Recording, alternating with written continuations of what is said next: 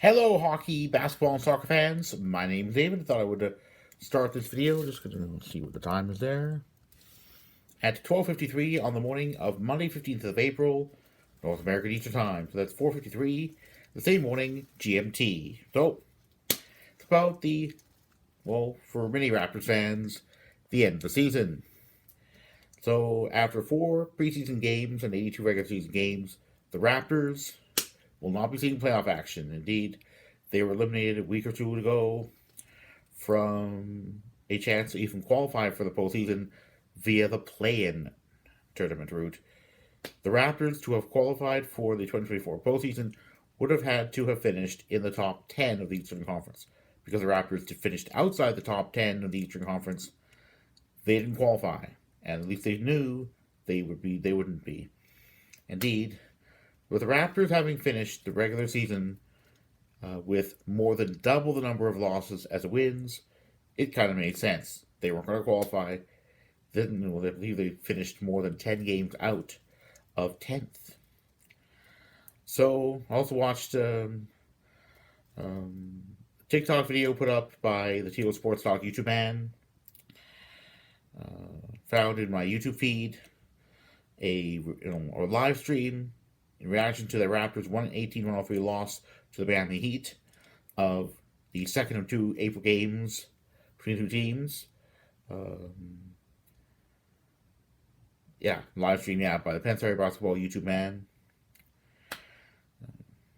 And a reaction video, much shorter, thankfully, by the Teal Sports Talk YouTube man. I'm not sure if I'm going to watch the video from the Pensary Basketball YouTube man, but there's no doubt, definitely looking forward to the perspectives of content creators for the Raptors, about the Raptors off season, because the off season's already begun, and there's a lot that has to be done.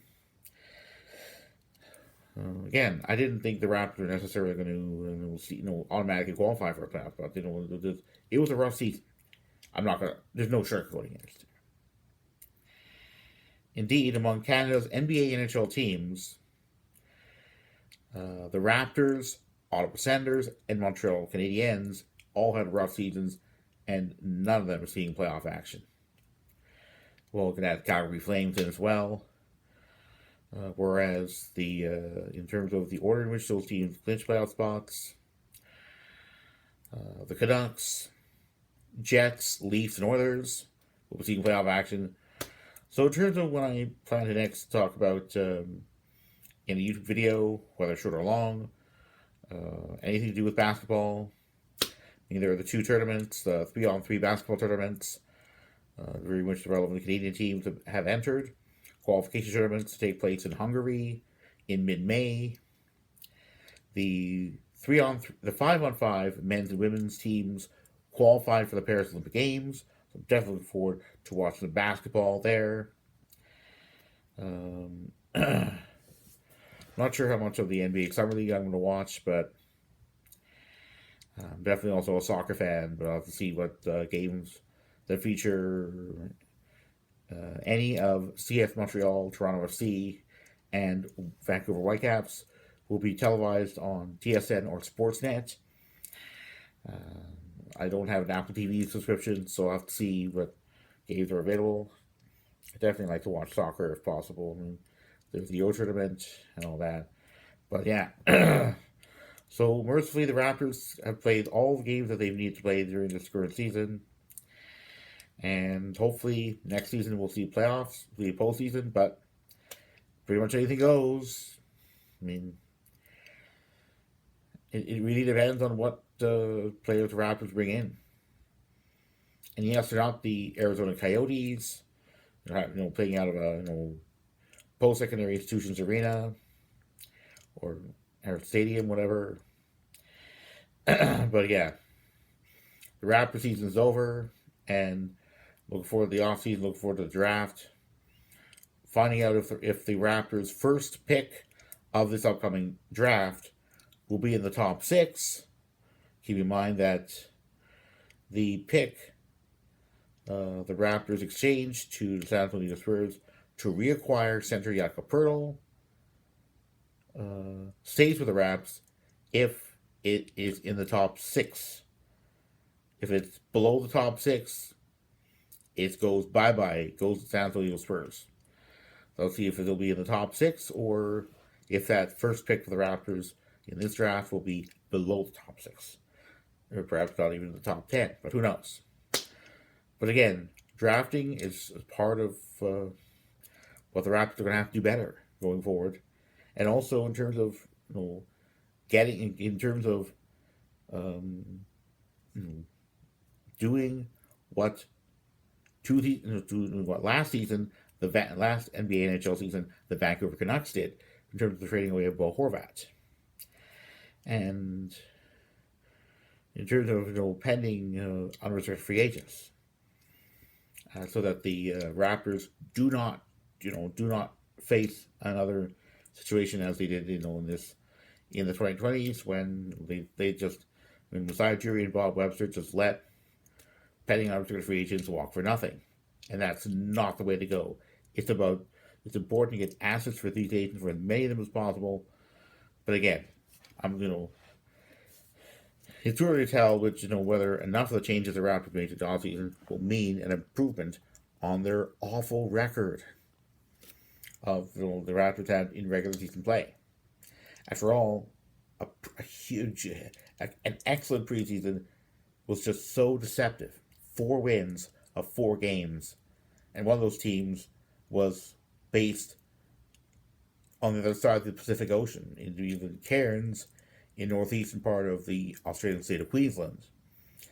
Cairns Taipans and preseason play. So yes, the Raptors 2023-24 season is done, but those of the Leafs, Winnipeg Jets, Edmonton Oilers, and Vancouver Canucks are not. And I'm definitely looking forward to the Stanley Cup playoffs. Looking forward to cheering on all 4 of those Canadian teams. What I'm hoping will be at least one of them will win a 2024 playoff series. Who knows though? There are reasons why any of those 4 Canadian NHL teams will win a playoff series. Certainly the Leafs have.